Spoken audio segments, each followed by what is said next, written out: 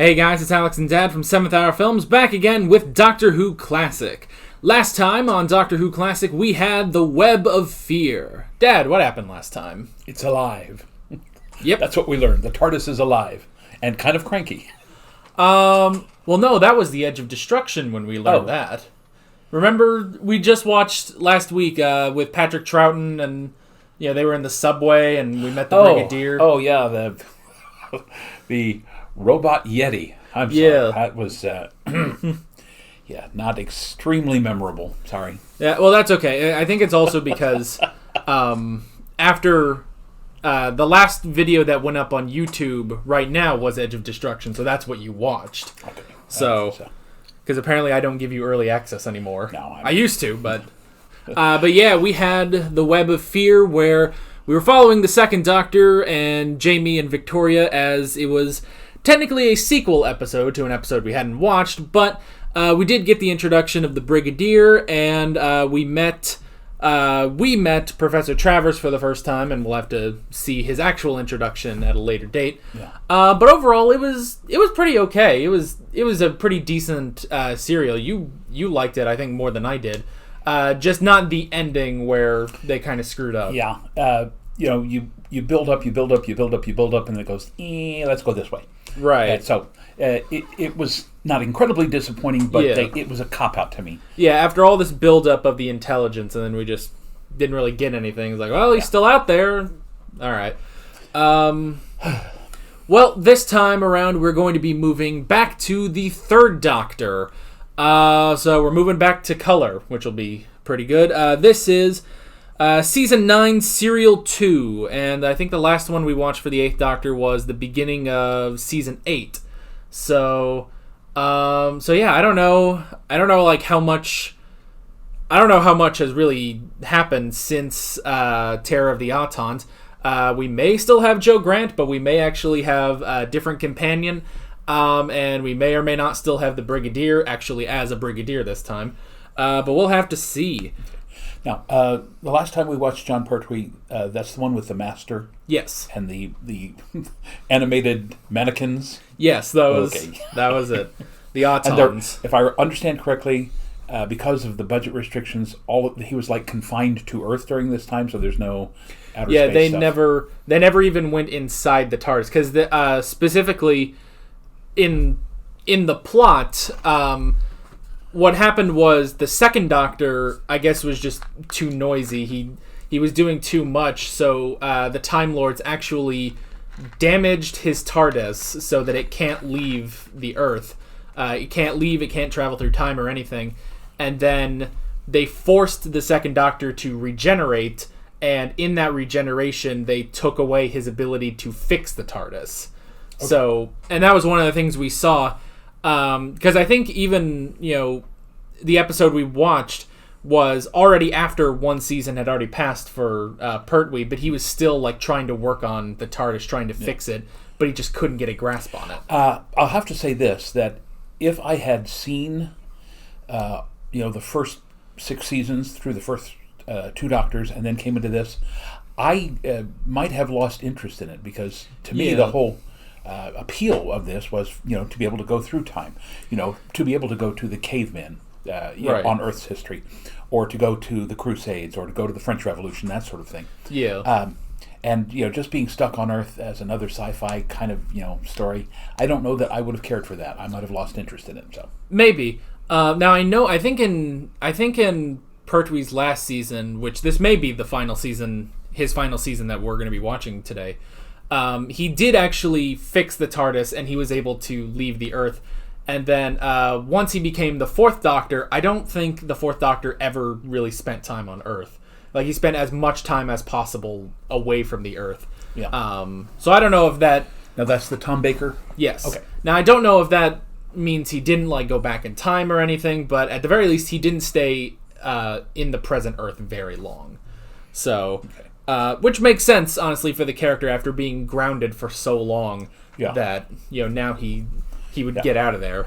But I've mentioned before, too, that this concept kind of caught on, and in the late 60s, this would have been maybe 67 or 68, ABC TV here in the United States put on a program, it was 2 seasons at least, called The Time Tunnel. And it was about 2 guys who were supposed to experiment with it, but again, something goes wrong and they get trapped in the past. They're able to jump to other places, but they rarely, if I recall correctly, again, 50 years ago, they rarely ever got back to where they started from. So yeah. Which, I mean, that was also sort of that's also sort of what we have going on at the beginning in the Hartnell era, is that he keeps jumping around. He's trying, at least now in Edge of Destruction, he tried to get back to Earth, but even that doesn't fully work. Yeah. So, but yeah, I have no idea if this is going to be in space or not. I've heard the name. This episode is called The Curse of Peladon. I have heard the name Peladon actually in an episode of the Sarah Jane Adventures. So I have to assume it's another planet, but I'm not sure. Okay, let's find out. Yeah, pretty much. So yeah, with that being said, we might as well just get right into this episode. Okay. By the way, while I was searching through some Doctor Who stuff, I found a video, and I'm sorry I don't remember the guy's name, but somebody had done 3 different versions of the Doctor Who theme, and one of them was like on classical piano, and he was doing the whole thing on piano, and it sounded really cool. Then there was another one very synthesized, very much like these early Doctors, and then there was one that was just awful. I mean, I just went, no, that doesn't sound like the Doctor Who theme at all. But I was fascinated by the one on the piano. I mean, it was like, you know, a Mozart or a Johann Sebastian Bach or somebody doing the Doctor Who theme on their harpsichord, which was pretty cool. I'll see if I can find that. Yeah. Yeah, I think it's a different planet.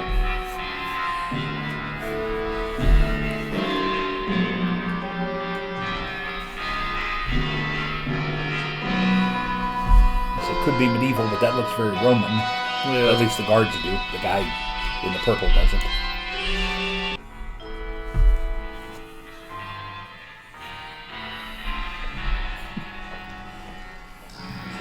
Gotta say, I don't like the fact that they're always dark like this.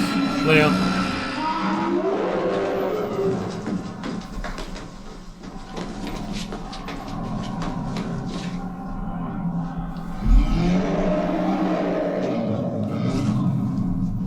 It's another Yeti.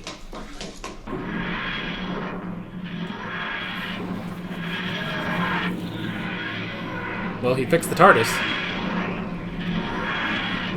You ever wonder if it would materialize in the middle of the street and then just get hit by a bus or a beer truck or something? Well, we get to see inside it too. This is the TARDIS' first test flight since I got it working again. Yes, I know, but you said we'd only... Good to know. Come towards me. Come on. Now, give me a hand. Very, very gently. Oh, good. High heels. Right, jump. Well, she was ready for a night out on the town. Oops. Oh no, our little model. Well, that's one way to get rid of the TARDIS for the episode. To pieces. Joe, the TARDIS may have its faults, but it is indestructible. Oh, there you go. One is how to get to it.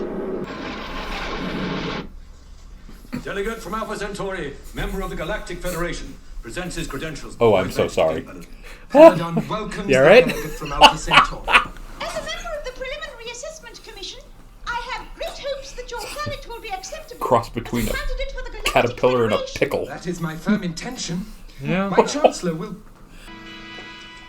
Oh, that's just unfortunate, because the rest of the costumes are very evocative, and then you get this, dancing pickle.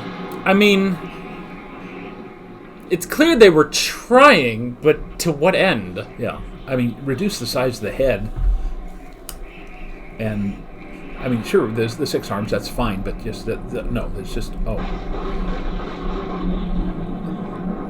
mean, it's laughable.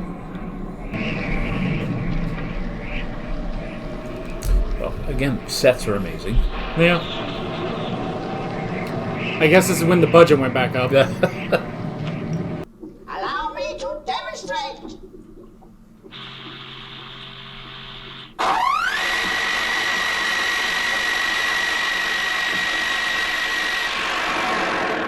So, be warned. Do not provoke. desire only your Can you friendship. not break our art? Make sure that our mission is not in danger. You knockoff Dalek. Again, like the music. It looks a little bit like that Alf creature from the 80s.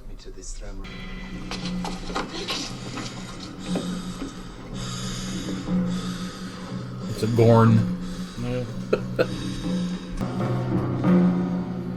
See, that looks like what the Alpha Centaurian should have been. That Joe is an ice warrior, a native of the planet Mars. You've seen them before. Yes, indeed I have. And believe me, they're not very pleasant company.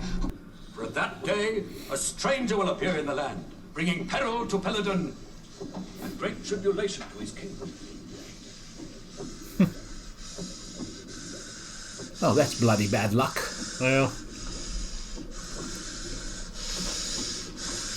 if there's ever a wizard in a story, it's probably the Doctor. I'm sorry to hear that your journey ended so uncomfortably. The whole affair was most deplorable. The pilot was exceedingly inefficient. Well, I'm glad it was nothing more. You bring a welcome beauty to a serious occasion. Thank you, Your Majesty.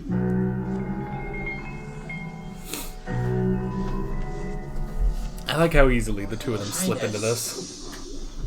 Yes, thank you for reminding me. Unfortunately, the success of our mission is threatened. Violently.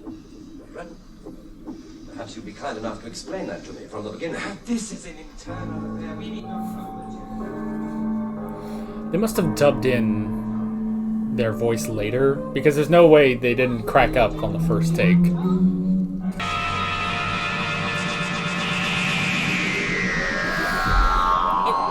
That's episode 1. Right angle-less. Yeah.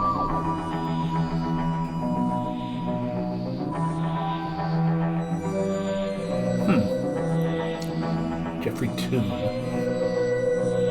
Again, don't recognize the name, but his face looks very familiar. Yeah.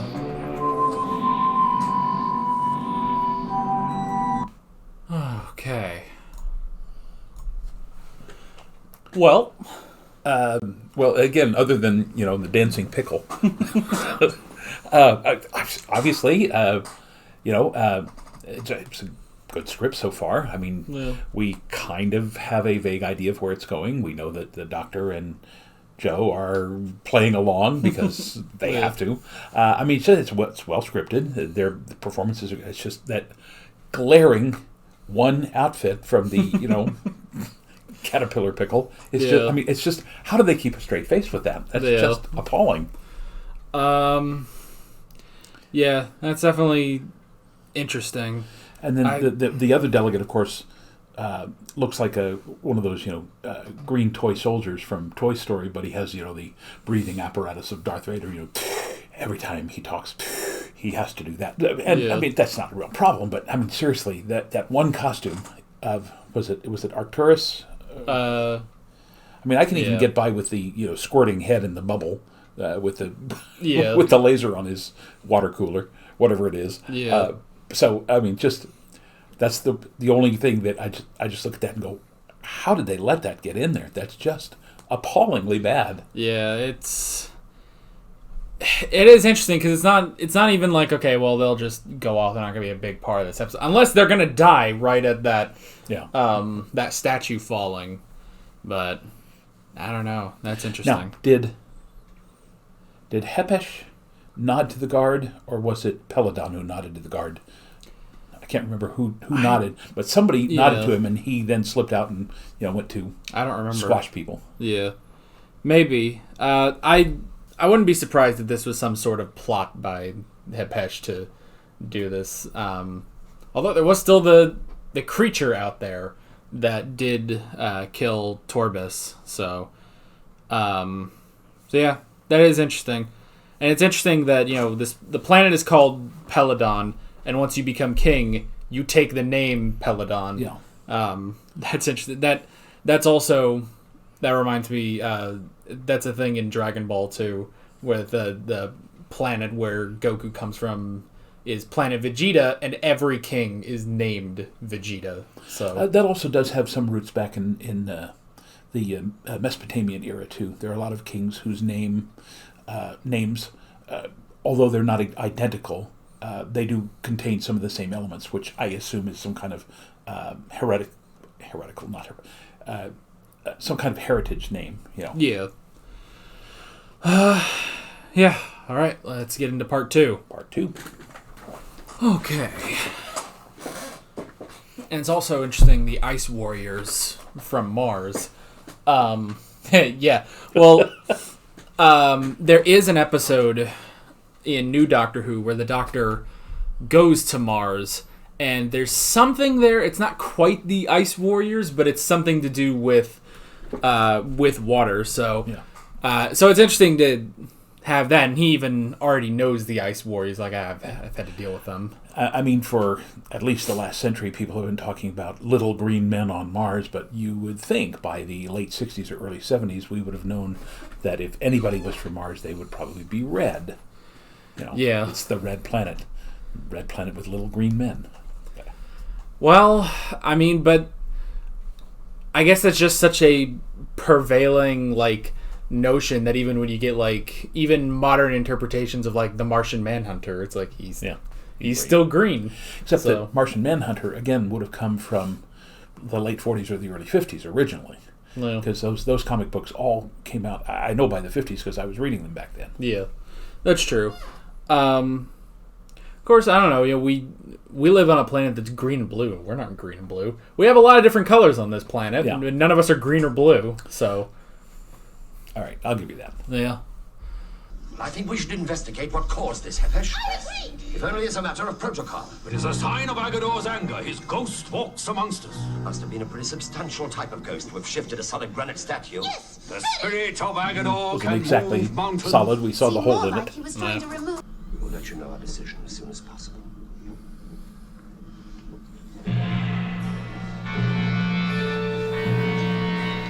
So what are they going to do when the actual Earth delegate gets there? All you want is a political ally. No, I want you as a friend. No. I'm strictly neutral. Count me out.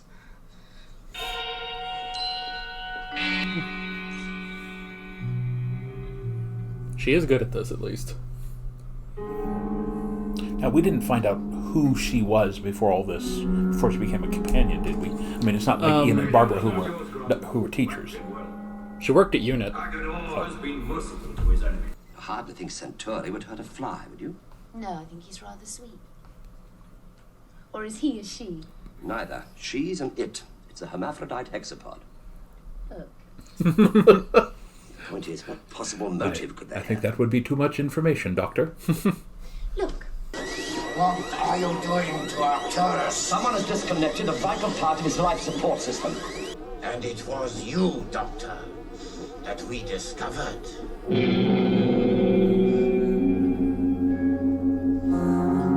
Yeah, but the guy can say who it was once he's all right.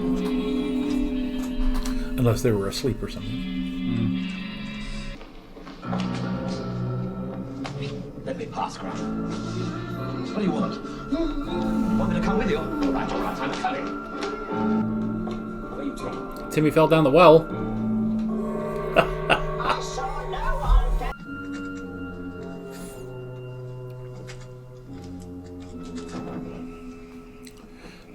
Now, with UNIT, what was her position? Was she like an agent or something? I don't fully remember. It seems she has some, a particular set of skills, shall we say, Yeah. rather than just like the average companion. Yeah. I mean, I would imagine she was trained in some capacity. Well, I also remember her being a bit more incompetent.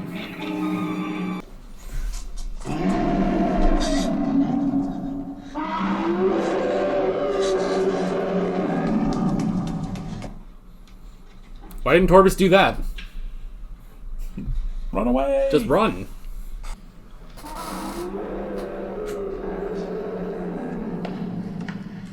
Oh, sure. Go towards the growl. That's what he does.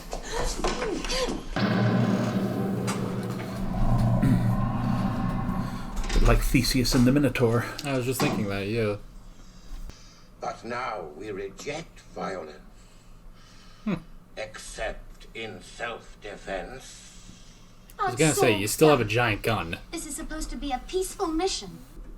To this charge, the laws of Peladon allow of no defense. And only one punishment. Death.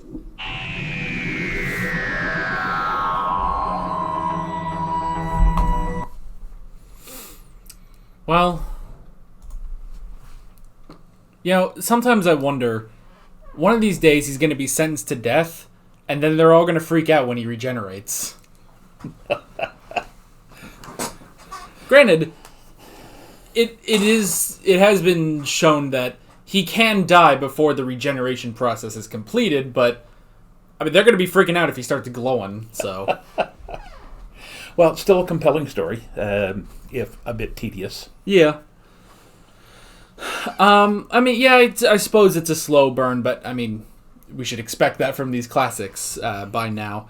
But so far, it's keeping up a decent pace, at least. Yeah. So, and it's nice that, you know, we still don't know exactly, even though this has something to do with Hapesh and Agadorn in the labyrinth. Like, we don't, I don't know, we can't really like pin this on anyone else. Yeah. Like the Ice Warriors and stuff. I will say it's always funny when it's like, oh, we gave up our violent ways. It's like, you have a gun on my chest. It's like, oh, well, it's only in self-defense. Like, I'm just standing here. Big self-defense. Yeah, like, you could go with a lot of different things. Speaking of self-defense, I will say, because I know people have told me that this particular doctor, I guess, is the action doctor of all the classics. And, you know, and I think we saw a couple times when he would,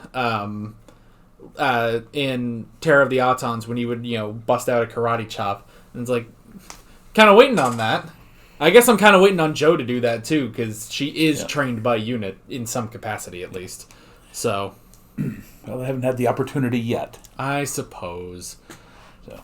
Well, I don't know. When, like, I know when the guy's, like, you know, holding your neck, but his arm was free. He could have just bam and then, like, hit the eyes. Well, that's another problem with fiction. No one ever goes for the eyes. Like, that's a surefire way to get whoever is on you off of you. So, all right. Part 3. There is one alternative. Trial by combat. What do you say, Doctor? I'll give it a chop. Very well, Your Majesty. I accept the challenge. Careful who you're going up against. But who do I fight? We will engage in combat to the death with the King's champion, Grun.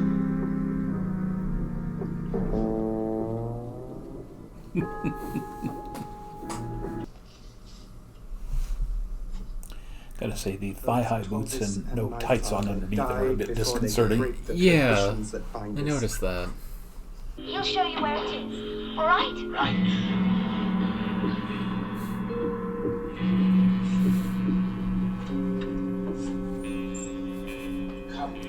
That thing can really sneak around? Not bad for a giant water cooler. Yeah. Although the liquid squirting around in there looks like an old coffee pot percolator.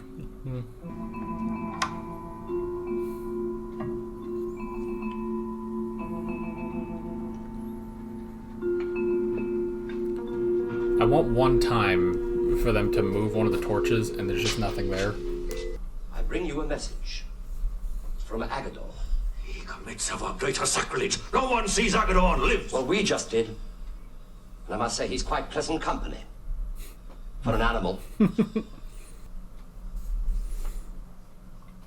Take him away. I was gonna say, they're doing a lot. It's still another episode.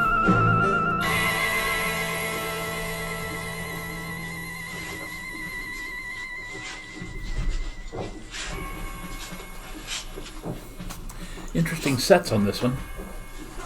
Yeah. Like the Thunderdome. 2 men enter, 1 man comes out. I was thinking at the beginning of Spider-Man. Cage match.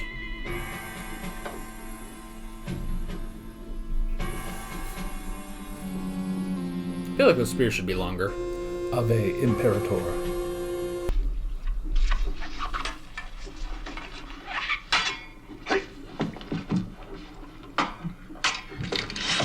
Did the music guy fall asleep? I feel like we're missing it. Run!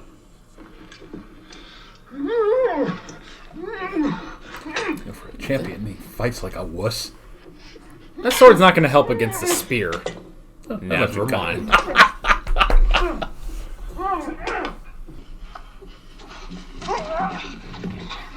Jujitsu.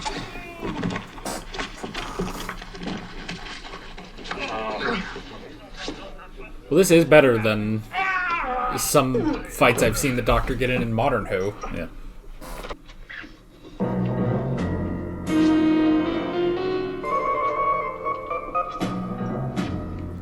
The music guy woke up. I would not kill the king's champion.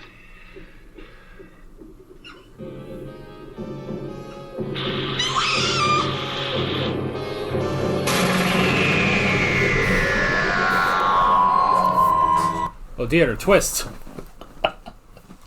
Shocking. Well, I have to say that was a good fight. That was actually interesting, despite the incredible lack of music it had. Yeah.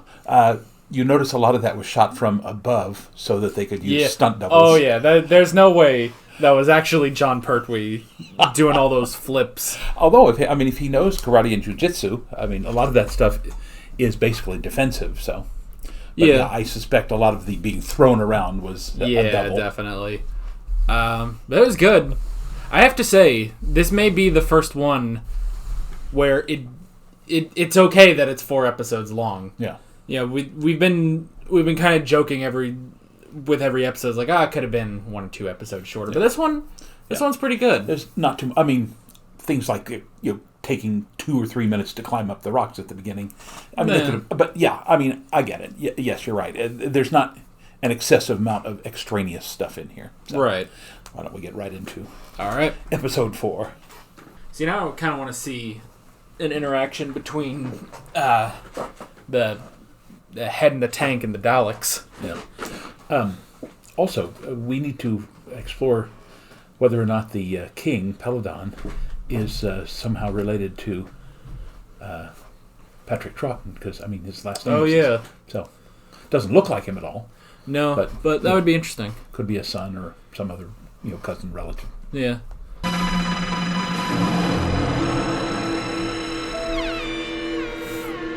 Oh. Well, the Ice Warriors saved him. But unless you replace Henesh, he will destroy everything that you have worked for. Well, sire? Henry IV uneasily lies the head that wears the crown.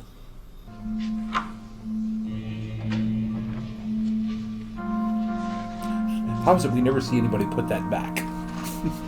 That's true.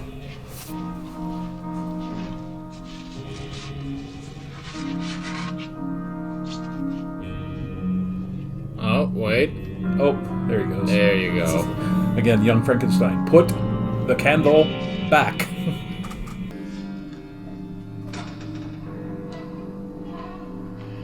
Oh, maybe that's how you close it. Suddenly I bring it up and now they're all closing it. Yeah. Those in favor? Does she get to raise all 6 of her hands? Well.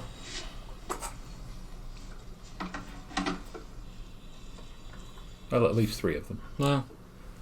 The ones that are held on by the same string. Thank you. Alpha Centauri. My agreement is registered under protest. I accept no responsibility. We must inform the Federation. Now, under protest, I vote in favor. Well, I'm not quite sure. What circumstances? Your forthcoming marriage with King Peladon.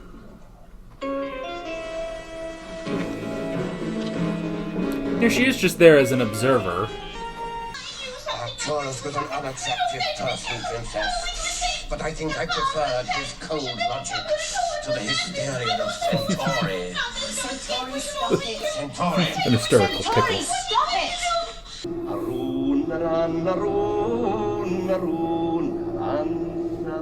know, it's interesting because that thing does look like the classic model of the sonic screwdriver. Peladon! Kill him!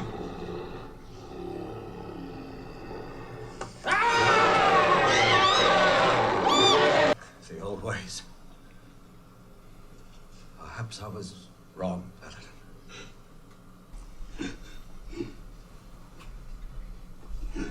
The rest is silence. They're waiting for you. He only repents once he's dying, though. You don't really think that our appearance on the planet of Peladon at this precise crisis in our history was just coincidence, do you?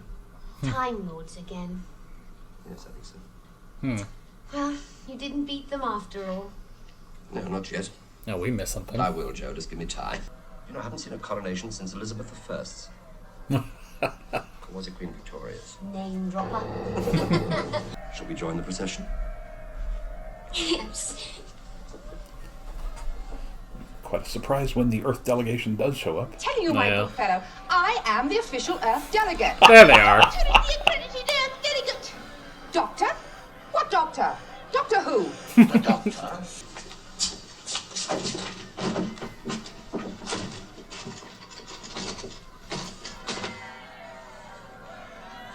Well, where are they? What is that?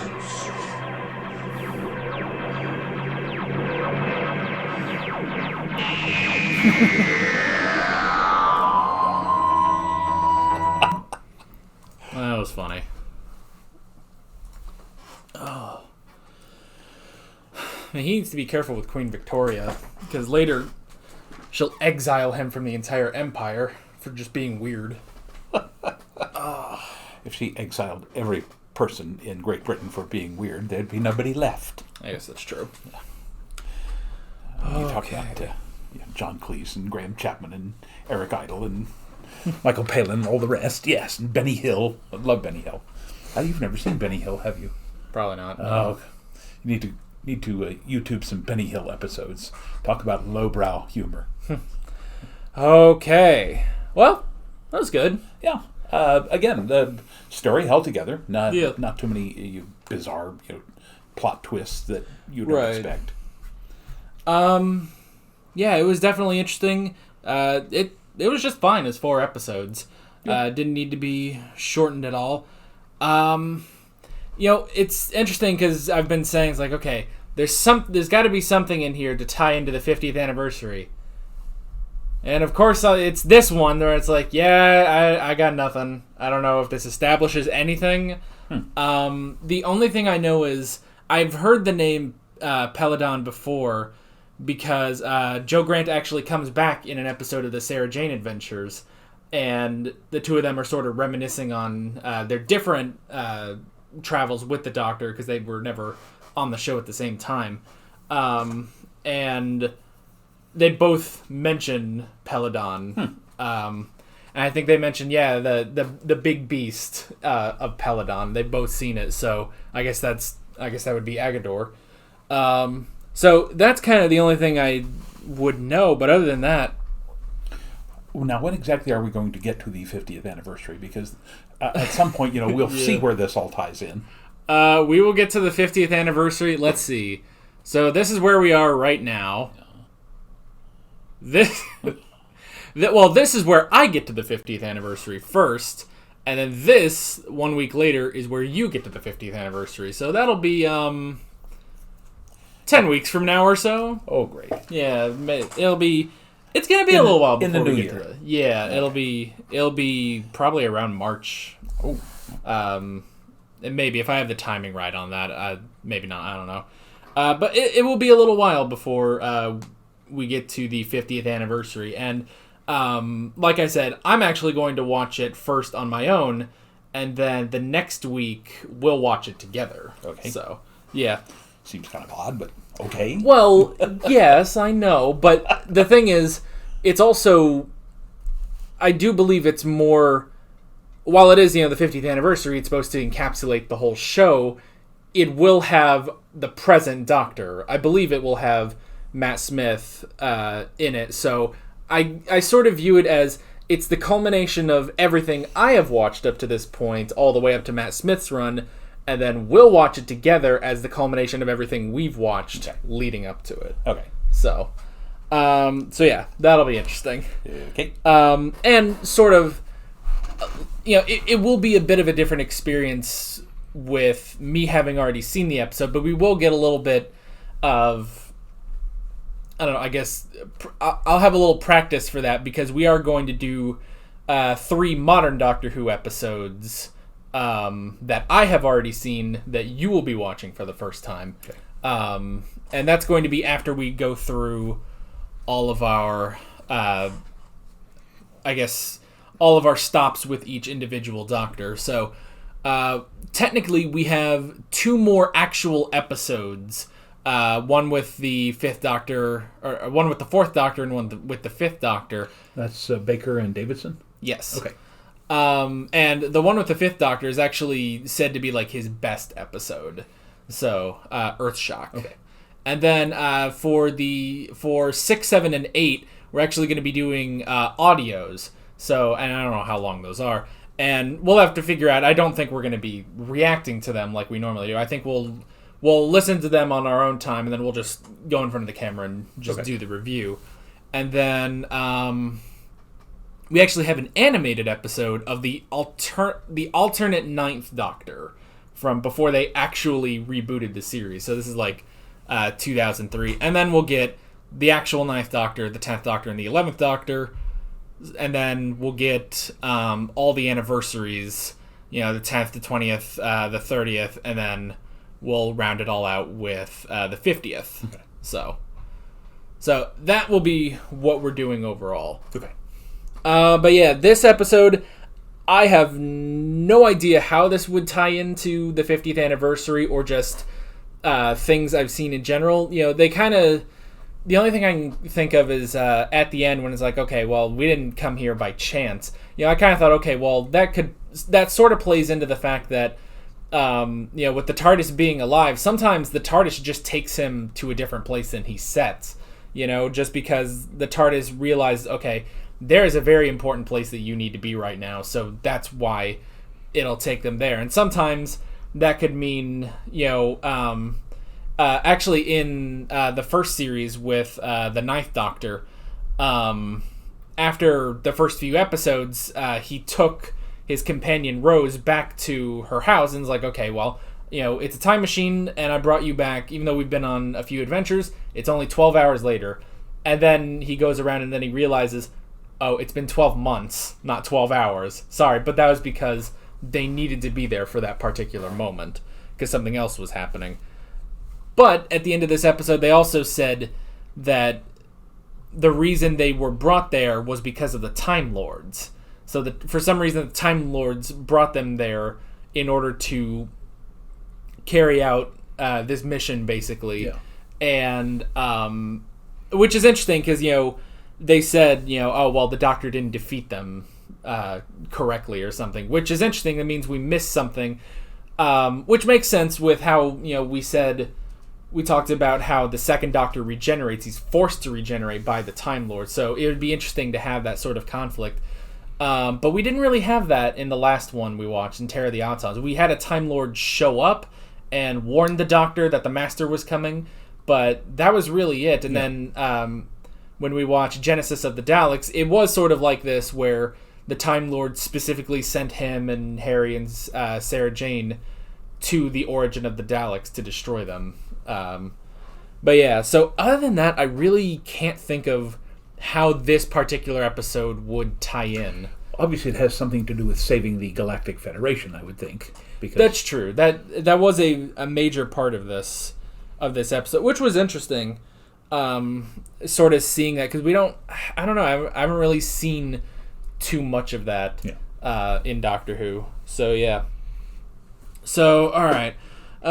Just kind of going on my notes. The first thing I wrote down was Agador, which we later realized was just this beast that Hapesh was using. That was interesting. Now, at the end, what he was going for was he brought in Agador. Now, I thought the whole point was to show, okay, Agador doesn't really exist. Hepesh has just been using this. But he does sort of play into, well, I speak for Agador and stuff like that. So I'm not sure, like, what exactly he was going for. And then, Agador just kills Hepesh. But if I recall, they set it up at the beginning that basically, I want to say Agador is their god, but a representation of all that was ancient, and when we don't follow the ways, then the spirit of Agador comes back and forces us to follow. So basically showing that he had been manipulating Agador, I think, was the main thrust behind that. That's true. Instead of being the disciple of Agador or the worshiper of Agador, he was controlling Agador for his own purposes. That could be to keep Peladon in line. So yeah, that is interesting. Let's see. That's also, this is maybe a stretch, but that's also almost a callback to a really brilliant 1950s sci-fi film called Forbidden Planet, where there's a doctor on this lonely planet who is involved with this gigantic invisible beast called the id, where, and again, 60 years since I've seen that, but we should probably at some point watch that, because I think you would see the parallels maybe in that. Yeah, that might be interesting. Maybe we'll do that. Maybe once we get past the 50th anniversary, because we've got all that, and that's going to be like a couple videos a week actually. Once we get closer to that, but maybe. Okay. I wrote down the test flight. This was actually the Doctor's first test flight since fixing the TARDIS. I do like that sort of continuity we're getting in that, because the last time was the beginning of season 8, when he still hadn't fixed the TARDIS, and we know that's the story, is that they specifically broke the TARDIS so that the Doctor would be stuck on Earth. But I like that he has fixed it. It took him a while to fix it, and now this was his test flight. And honestly, you could have just gone with the reason that they went here is just because, well, it's a test flight. He hasn't worked out everything. But I like that. Landing it on a cliff, though, that was kind of weird. Because you would think that the TARDIS, its internal guidance system, would know better than to, like I mentioned before, land it in the middle of the street where it could get hit by a bus or something. Yeah. Although, granted, now we know that if it did land in the middle of the street and a bus was going to hit it, the bus would take all the damage and the TARDIS wouldn't. Yeah. Which is interesting. I seem to remember early on, maybe in the first episode of Modern Doctor Who, there was a problem, like there was this fire that was happening and the Doctor couldn't get to the TARDIS, and it's like, okay, well, it's this great advanced spaceship, but the outside is still made of wood. So, but it resembles wood. We don't know that it's actually. Yeah, well, that's the thing. So I thought, okay, well, it's still dangerous to damage the exterior of the TARDIS, but apparently that's just not the case here. So that's interesting. And again, every Doctor Who episode, there has to be some reason that he can't just go get the TARDIS. Every episode, even in modern Doctor Who, that's a huge thing where it's like, okay, how are they getting rid of the TARDIS this episode? And so, chucking it off a cliff, which by the way looked pretty good. I mean, it didn't fall like a model. It didn't look like it was lightweight. When it tumbled, it looked like it was taking a good beating. Yeah. And again, the miniatures for the set and the castle on the cliff, and the whole works. Yeah. That again, really good stuff. So much better than the crap that we've seen in the first and second Doctors. Where it's the same old vines and the same old forest. This time, nice little cliff. Yeah. Saw them climbing up, and I'm sure that was just different angles, but still. And the pit where they did the fight. I mean, it's just so much beyond what they were capable of with the first two Doctors. Yeah, and it's interesting because, with this whole thing of taking out the TARDIS and, he's stuck on Earth, that had to be something to, reduce the budget of the sci-fi show must have just gotten a little too out of hand, so they reduced it so much. So it's just interesting that within this same Doctor's era, the budget had to have gone right back up because, I mean, the sets were not. I don't know. They were nothing to write home about in Terror of the Autons. The most that looked good was just when they were, on location, which they could probably easily do just outside their studio. Yeah. And maybe the most expensive thing they had was the Whomobile, basically. But yeah, so it's just interesting to see how much that budget went up, even just down to his outfit, because his outfit was different in this episode. Yeah. And the overcoat that he had on. I mean, like the whole thing with the statue falling from a second story. I mean, we've never really kind of seen that sort of multi-level set, although that one where they climbed up the elevator shaft. Can't remember which one that one was.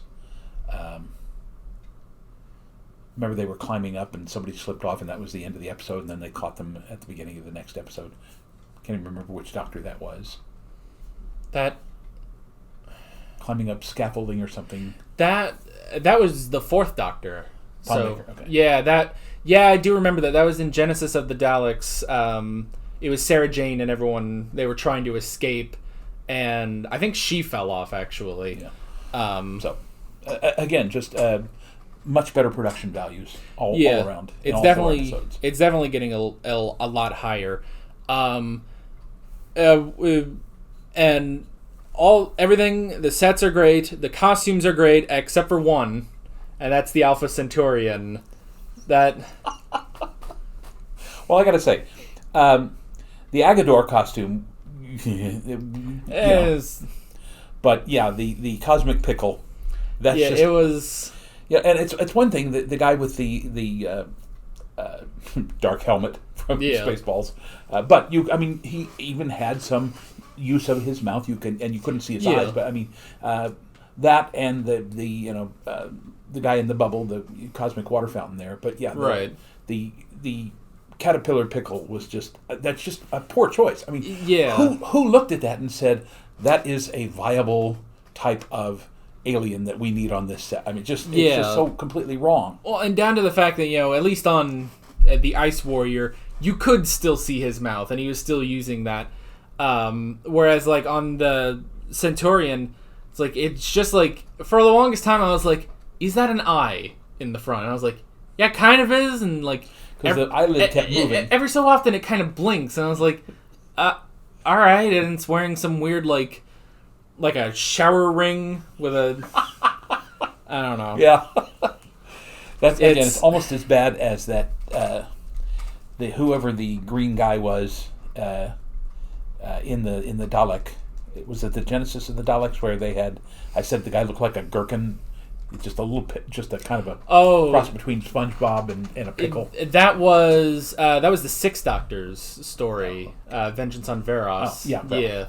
But yeah, even that one, it's like it looked a little bit better, and I don't know. And it's also weird that not only did they have this odd costume for the Alpha Centaurian, but to have that ridiculous voice, I thought was also pretty weird. Well, I think, now this is, again, kind of hopefully what they were going for there, is that we always tend to think of all of these, alien races and everything as being, sending out only their masculine warriors and their, deep-voiced diplomats and everything. So it was kind of nice to have, I know he calls her a hermaphrodite, but a female, right? Who I mean, it was very obviously presented as a female type character. So I thought that was kind of nice to do that. But yes, the voice was a little too annoying. Yeah, it's I don't know. It was definitely interesting, and I guess I don't know because all their voices were kind of weird. Even the Ice Warriors is like, all right, it's a little like it's just too gravelly, I guess. It's like or serpent like, and it's like all right, and the fact that because of that it has to be a slower way of talking, and they're already sort of lumbering around in those costumes. But yeah, that was interesting. And actually, I'm going to take just a minute to try to go to IMDb so we can figure out who was in this episode. Is that? Oh, there it is. Because we need to figure out Peladon himself, and let's see, 9. And we also need to figure out... oh, hey, we just missed a Dalek episode. Okay. David Troughton. I'm going to zoom in so we can see. Son of Patrick Troughton. Yeah, you were right. Noted Shakespearean actor. No, that's Patrick Troughton. That's the noted Shakespearean actor. Okay. So yeah, you were right about him being well, that's Patrick an unusual Troughton's name, son. so yeah. Yeah. And then... Oh, good. This is larger. I can see. What else was he in? 'Cause you're right. He does sound familiar. Okay, I've seen The King and I. Okay. Let's see.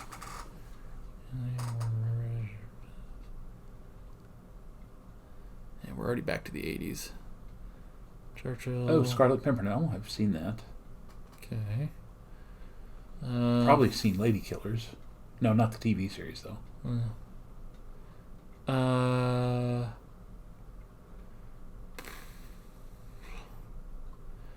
I was hoping. There's Doctor Who. Yeah.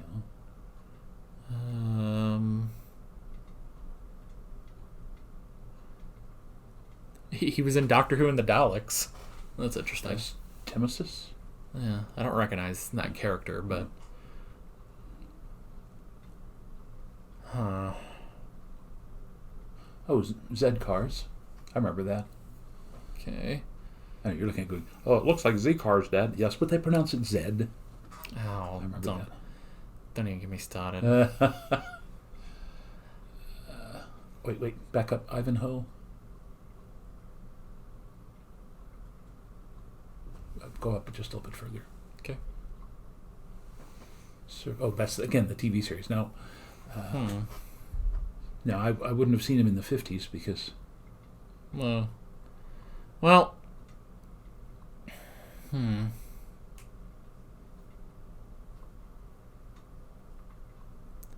Right. Yeah. But again, very familiar looking, and I probably saw him in some of this stuff. Yeah. Well... Alright, let me reset this back to normal. Alright. Well, his voice definitely sounded familiar. I was kind of thinking... I don't know why. He sounded like he could have been in some version of A Christmas Carol, like as Christmas Present. I don't know why. That is what stuck out to me about his voice. But again, just one of those great British character actors that we've seen a million times and yet couldn't identify them if our lives depended on it. Right. Alrighty, let's see. I wrote down the Ice Warriors. It's interesting actually seeing Ice Warriors now because I've only vaguely heard about them because of an episode that took place on Mars actually, and so it's interesting to see them and the fact that they have been enemies of the Doctor before, but now they're all right. So they're not like Arcturus. So yeah. Let's see. I wrote down Federation versus religion. Just Hepesh's whole thing of, if we join the Federation, we'll be slaves to them, and we need to follow our ancient ways and stuff like that. And it's like, I guess, kind of a standard, sort of mentality to write for the bad guy as to why they won't join the Federation. It's kind of Klingon, actually. Yeah. When you think about it. Well, I was also thinking, again, this may be too much of a stretch for most people, but again, you and I know that Great Britain was considered barbaric by the Roman Empire, even though the Picts and the Celts and some of the other warriors who were there, and they resisted the Roman invasion. But ultimately, of course, the Roman invasion would help bring them technology that they really didn't have, and then you go from there. So it could harken all the way back to that, but yeah, it's just again, it's the here we are in our very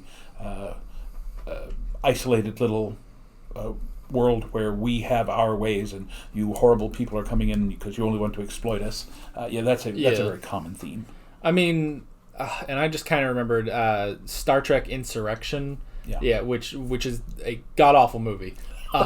It's got to be the worst one of the Star Trek movies. Because hear me out, Star Trek 5 is funny. Like, oh well, okay. Like it's fun to watch. Like you look at it and it's like, this is just bad, but I can have fun watching it. Okay, Star Trek 5 is ludicrously bad. It is. I mean, but seriously, it's on the level of Spaceballs to me, because you just look at it and go, oh, what were they thinking? Yes, but Insurrection is boring. Yeah. And what's like, if you're gonna like, that may be the worst thing you can do is make a bad movie that's boring. And also based on a previous episode of the original Next Generation. So yeah, but yeah, it is that whole thing of, okay, should we join everyone or should we just be here stuck in our ways? Again, pretty standard, but it worked out, and worked out for conflict. I guess I didn't write this down, but I do like how easily Joe and the Doctor slipped into these roles of being the ambassadors of Earth. Because it makes sense that the Doctor could easily slip into that. He pretty much lies for a living when you really think about it. And that's actually one of the things they say a lot in modern Doctor Who is that is rule number 1 with the Doctor. The Doctor lies. So he's used to it. I do like that it wasn't really a challenge for Joe. The most was like, sort of rejecting Peladon's advances. But that was good. It was also funny when it's like, you must present your credentials to the king now. And it's like, oh man, if this was, Matt Smith, he'd just get that psychic paper out there, and it's like, oh, he hasn't found that yet. He also didn't have his sonic screwdriver. We still haven't gotten the sonic screwdriver yet. Although apparently, I think someone said that the episode right after the Web of Fear, the Doctor does get the sonic screwdriver for the first time. And it's like, we were one off. But yeah, he did have that weird device, though, to sort of calm down Agador. And I know the more classic version of the sonic screwdriver sort of is that it's a stick with a circle on top. It's not like these two over here. Which, even though we're watching Classic Who, I thought, I need something else on the table. I can't just have it be the cup, so I put those out. And of course, if I was clever, I would actually buy a classic sonic screwdriver and put that out, but I don't know. It costs money. That's what Patreon is for. Yeah, that's true. If you want me to buy a classic sonic screwdriver, you can head over to my Patreon page, where $5 a month you can get early access and full length on all my videos. We didn't plan that anyway. No, we did not. And nothing on this show. Well, I mean, we have an entire schedule, but other than that, nothing is planned on this. Yes. It's all just very stream of consciousness talking. One of my favorite lines from the original Indiana Jones, when Saleh says, what are we going to do? And Jones looks at him and goes, I don't know. I'm making this stuff up as I go along. Yeah. You just kind of, you just turn the camera on and you just go with it. Yeah, put your nickel in and out comes talk. Yeah. Let's see. I wrote down the trial by combat. That was actually really good. A good fight, even though, yes, obviously that had to have been a stuntman down there, but that's totally fine. They hit it well enough. Like they never like accidentally got a shot of the face. Sometimes you get that. But it worked out very well, and it was definitely interesting. I have to say the King's Champion was an interesting character, because for some reason he can't talk, so he always has to kind of grunt, and it's the whole, I joked about this, but it's the whole, oh, Timmy fell down the well. It's like, they just interpret what he is saying from all of that. I thought that was interesting, and also just the fact that he was kind of scared all the time.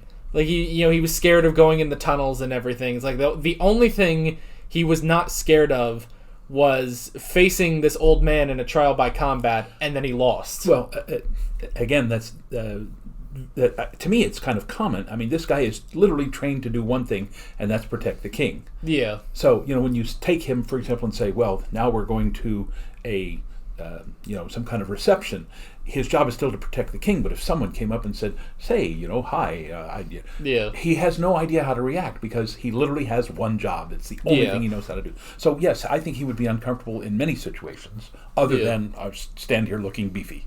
I guess. But even going down, to see Agador, he was still kind of scared about that, even though that should be he should be okay, because that has to be something you would protect the king from if there is some sort of beast, even if you don't believe that it's actually But on the Agador. other hand, if he is religious, then that would be like somebody saying, I'm going to take you up on the top of Mount Sinai and you're going to meet God. It's like, okay, I don't know that I'm ready for that, because I guess if you look at all the literature, if you see the face of God, you're going to die. That's one of the reasons why Moses dropped to the ground, averted his eyes, because he said, if I look at God, I'm going to die. So anyway, that's a little too deep for this. I don't know. I mean, and maybe we should just move on, but I will say it's like, you'd think you'd build in something that doesn't happen. It's like, hey, I wanted to talk to you. The guy died again. All right, bring up the next guy. Tell him to close his eyes. There's a great bit in Monty Python and the Holy Grail where God appears in the sky and Arthur and all the knights are looking down. And God says, oh, please, that's so depressing. Everybody looking at the ground. Come on, look at me. I'm fine. You'll be fine. Yeah.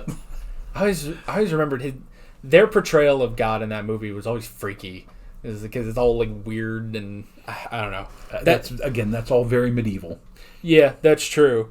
But I remember I must have been, I don't know when the first time you showed me that would have been, if I was 2, but I remember that thing freaking me out. I was like, this is crazy. This is creepy. I don't think you were that young, but you were probably, yes, it was probably late elementary or even early middle school. But, I remember that being scary, and then years later I was like, well, that is creepy, but I guess I got over it. So yes, I'm a great Monty Python fan.